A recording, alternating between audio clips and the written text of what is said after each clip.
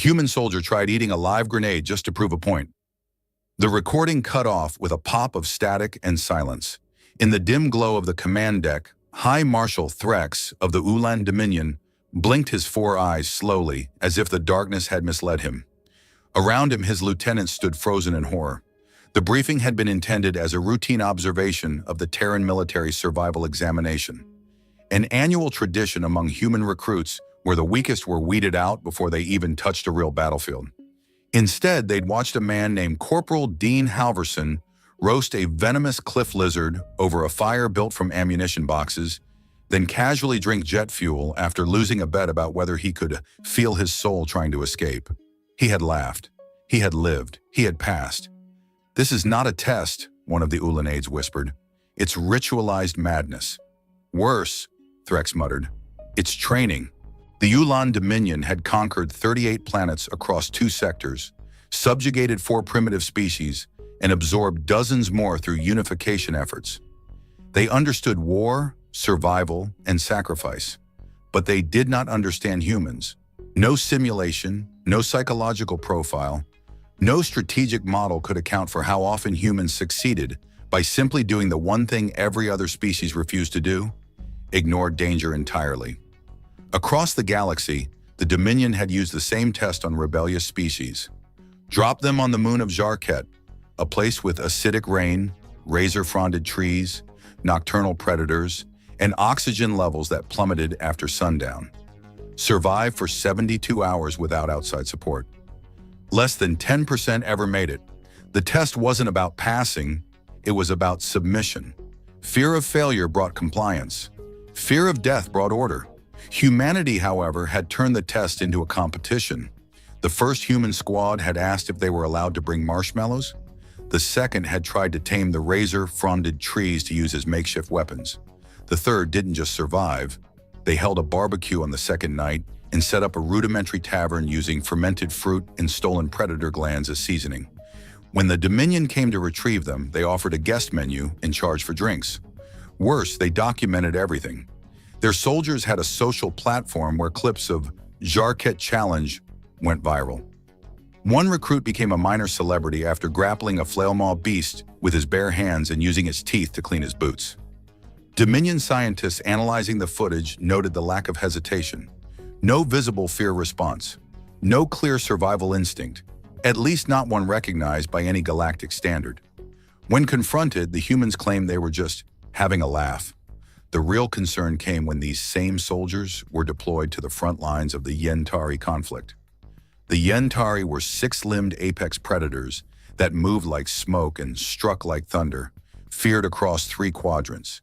In 6 weeks, they had conquered a dozen Dominion outposts and seemed unstoppable, until the humans were sent in. The humans didn't engage using traditional tactics. They didn't flank, didn't entrench, didn't call for backup. They charged. Fully aware of the Yentari's acid venom breath and plasma thorn armor, the humans still charged. A Yentari commander later described the moment. It was like facing a storm that believed itself immortal. Casualties were high, on both sides, but the Yentari fell. Brutally, completely.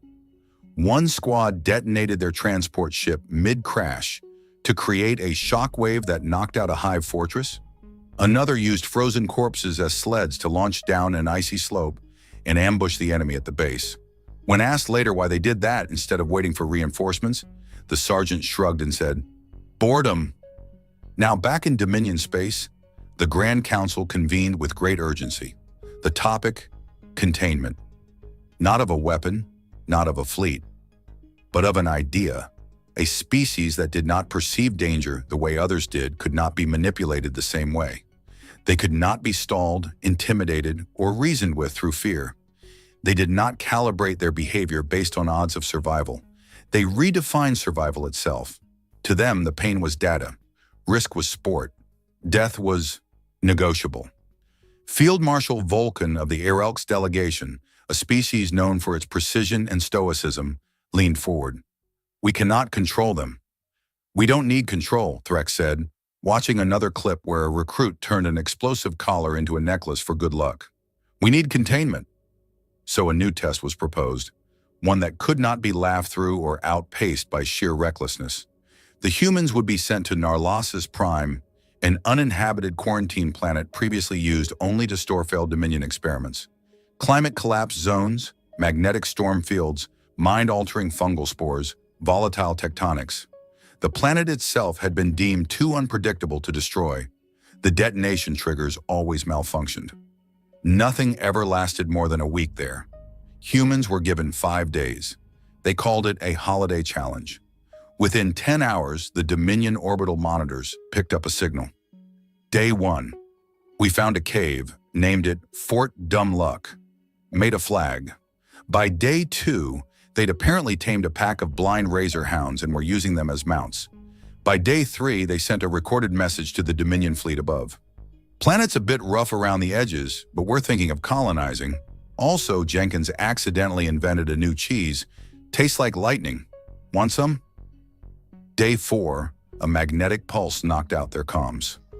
Day 5, the Dominion prepared recovery drones, expecting to retrieve remains. Instead, the drones were pulled into orbit by a makeshift tractor beam the humans had jury-rigged using leftover satellite parts, a cargo crate, and a melted tank barrel. They were waving from the ground, shirtless and grinning, some wearing armor made from storm-tossed metal and predator hides. One was holding a sign that read, "Build a base workshop begins tomorrow." The footage went viral again. Across multiple species, the implications were clear. No test would ever work on humans the way it worked on others. Their minds didn't respond to fear like other species. Pain didn't always mean stop. Danger wasn't a warning. It was an invitation. Aboard the Dominion warship Sirac Vorn, strategist General Eucla watched the footage in a loop. "They cannot be trained like others." "They don't need training," Threx replied, arms crossed. "They need purpose." And if that purpose is conquest. The human soldiers in the recording had begun building a dance circle. One had fashioned a speaker from gutted drone parts and was playing what appeared to be Earth music described as aggressively motivational. "They will dance over our ruins," Threx muttered. Somewhere on Narlassus Prime, Corporal Halverson bit into something green and sparking, winced, then nodded thoughtfully. "Tastes like burnt ozone. I like it." Behind him, Private Cortez was using 2 predator skulls as weights, doing squats between tremors. "Think the aliens are watching?" "Hope so," Halverson grinned. "We're just getting started." The Dominion Science Council, now operating under full blackout protocols, had convened on a desolate moon station orbiting Pharion 6 to analyze what they were beginning to call the human variable. Every simulation they had run since the Narlassus incident returned erratic results. Behavior models scrambled.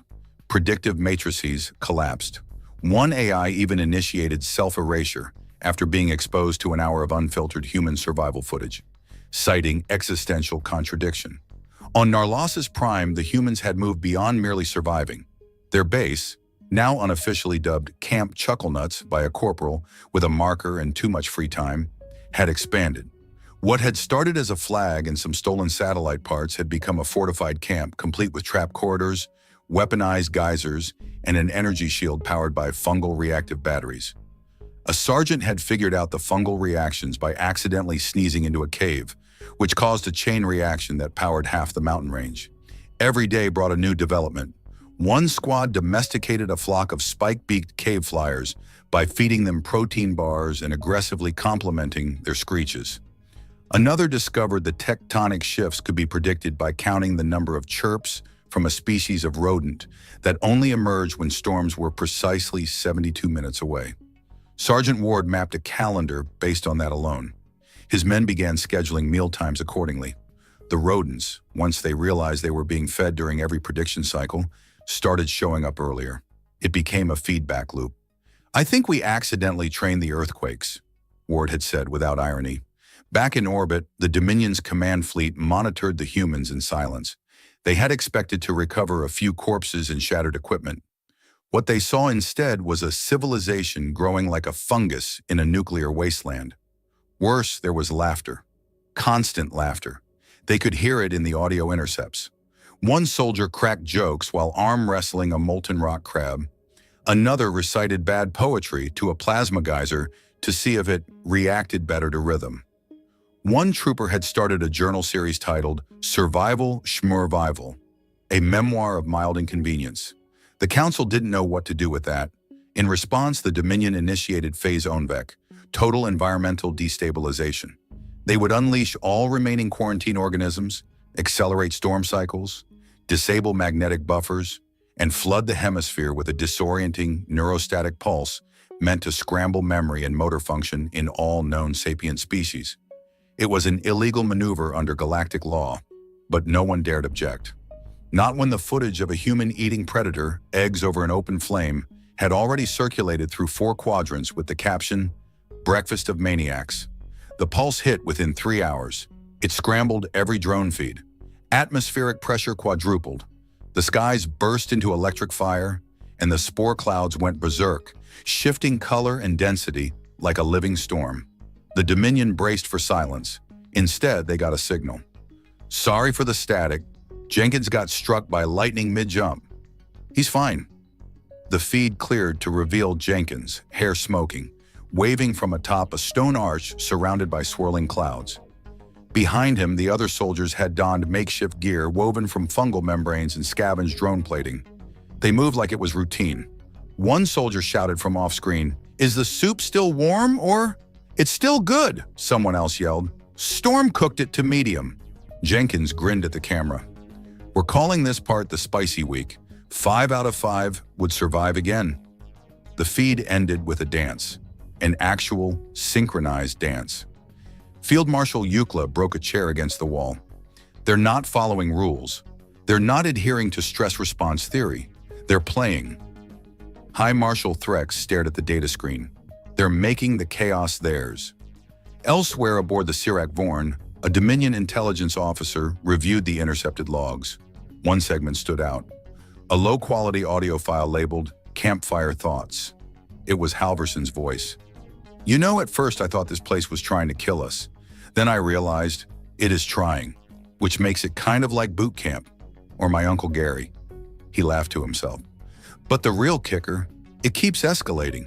Not because it's smart, not because it's learning, because it thinks we'll break. And that's hilarious." A pause, wind in the background. Distant thuds, possibly thunder, possibly crabs wrestling again. "We're not here to win a test. We're here because someone thought, let's see if the humans flinch." And I get that. I really do. But we don't flinch. We react. And sometimes our reaction is, cook the monster that just tried to eat you and name the soup after it. He chuckled again. "I know they're watching, and I hope they are, because we've got a new game starting tomorrow." Jenkins says he found something glowing under the mud, and I bet 5 credits it's sentient. If it is, we're going to teach it poker. The Dominion tried again. They sent down drones disguised as survivors. Half-crushed, moaning, meant to lure the humans into emotional traps. The humans healed them, fed them, and gave them code names based on Earth cartoons. One drone learned how to juggle. Then came Operation Veil Cage. Deploy a psychological echo unit across the storm belts to loop the humans' own voices in distorted, fear-soaked echoes meant to simulate hallucinations. Standard procedure for breaking morale. Private Reeves heard his own voice say, "You'll never make it out," and responded by spray painting it on a boulder next to the latrine with the comment, "Heck of a tagline for breakfast." The Dominion's final attempt was biological. They engineered a protein-consuming mist that stripped muscles from bone in seconds. They deployed it at night silently. The humans bottled it. It turned out the mist, when diluted with rainwater, made an excellent insect repellent and foot lotion. Sergeant Ward submitted a formal recommendation to Earth Command to market it as Death Mist Trademark, Smooth Feet, Killer Scent. That was the last straw for many in the council. The High Marshal's claws tapped against the table, his voice low. "If we can't frighten them, we must redirect them." "Where?" "Anywhere, but not here." "What if they return?" There was no answer. In the darkness above Narlassus Prime, the Dominion's ships began shifting course. Back on the surface, Corporal Halverson pulled a strange blinking device from the mud and squinted. "This yours, Jenkins?" Jenkins shook his head, wrestling a flying eel thing with both hands. Nope. If it explodes, we're naming it after you. Halverson grinned. Only if it explodes twice. They didn't notice the Dominion's fleet withdrawing. They were too busy engineering a zipline system between geysers. The goal wasn't speed, it was style, and possibly launching someone into low orbit. The humans weren't surviving anymore. They were evolving the entire concept. 6 weeks after the first deployment, the Dominion no longer monitored Narlassus Prime. Surveillance probes stopped returning data. Drones failed to re-establish communication. The few that survived atmospheric descent came back repurposed. One had been modified into a roaming coffee dispenser, another reprogrammed to serve as a referee for the humans' newly invented geyser-jumping sport. Every attempt at infiltration ended in silence, or worse, applause. The Dominion decided to cut their losses. They detonated the failsafe buried beneath the moon's crust, a seismic core shatter intended to crack the planet open and reduce everything on its surface to drifting debris. It had never been used before. The seismic wave was designed to simulate the gravitational pull of a collapsed star, ensuring nothing could survive. They watched from orbit, waited. Then came the transmission. Sorry, we patched that. The humans had found the failsafe weeks prior. Jenkins, exploring a sulfur cavern in search of something spicy, stumbled on the buried core array. He'd mistaken it for a malfunctioning oven and dragged it back to camp. Sergeant Ward identified it as a potential bomb. Corporal Halverson suggested they wire it into the rec room for better lighting. They had not only disabled it, they'd reverse-engineered parts of the mechanism and used them to build a magnetic elevator to the mountain peak they now used as a launch tower. At the time of detonation, half the squad was already in the air, testing their new hang glider suits. When the explosion fizzled into a minor ground quake, Private Reeves landed next to the smoldering crater, saluted the sparks and shouted, "Nice try!" The Dominion didn't send anything else. No missiles, no drones, no messages. They left a warning beacon at the edge of the sector. Quarantine zone, non-compliant species below. Approach at own risk. Then they erased the incident from official records. But humans didn't stay quiet. Weeks turned into months. Their base expanded. They had built farms using soil scraped from fungus beds, purified water through storm-captured condensation funnels, and harvested electricity from the tectonic pressure zones. Jenkins had built a functioning radio tower by welding 5 crashed drones and sticking them inside a lightning rod. They reached out, not to Earth Command. Those signals took years to return. Instead, they started broadcasting on open frequencies, music, jokes, cooking tips. One segment, hosted by Sergeant Ward, involved interviews with the local wildlife, most of which was just him doing voices and assigning personalities to things that roared. Another show, Crater Kitchen, was hosted by Halverson and a heavily damaged repair drone named Scrappy, who communicated in warbled tones and expressive arm gestures. Across the stars, pirates, fringe traders, and independent outposts began picking up the signal. Word spread. Narlassus Prime wasn't a death world anymore. It was an outpost, a haven. The one place where you could survive anything, provided you brought enough duct tape and had a strong sense of humor. Visitors arrived. First, a scout ship from the Free Lorac, curious, wary. They landed, were immediately greeted by a man in patchwork armor, offering grilled crater beast ribs and an application form for the Camp Chucklenuts Intergalactic Wrestling League. Then came the Sithari nomads, who were shown how to ride storm winds on fungal gliders. Then the Drulac artisans, who painted murals of the humans' first weeks, depicting them as fire-haired thunder spirits who tamed the rage of the earth. They stayed. The base became a town, then a hub, then a capital. The humans never declared war. They never retaliated against the Dominion. They simply survived harder than anyone expected and made the ruins into something worth joining.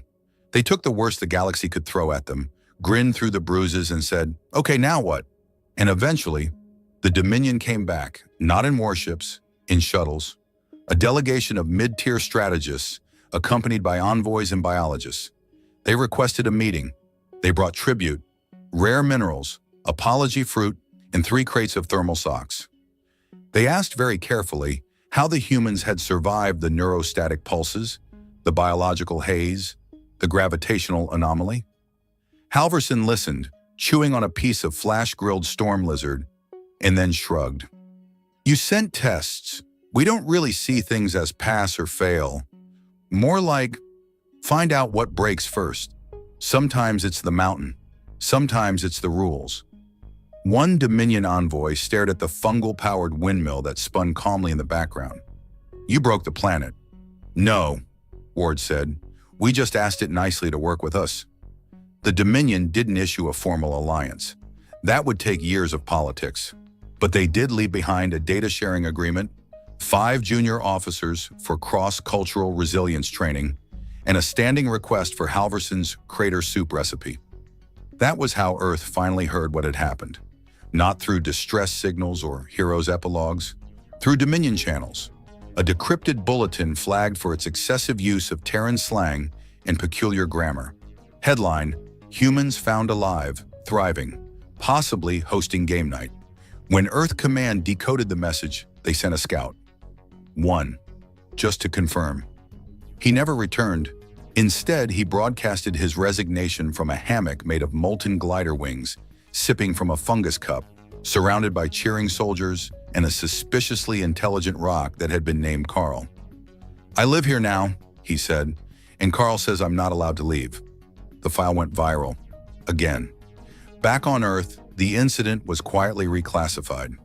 Narlassus Prime was no longer a test site. It was a living monument, proof that fear was a suggestion, not a rule, and that humanity, when pushed beyond reason, didn't shatter or retreat. It adapted. It redefined the challenge. It broke the scoring system. They hadn't just passed the military survival test, they'd rewritten what it meant to be dangerous.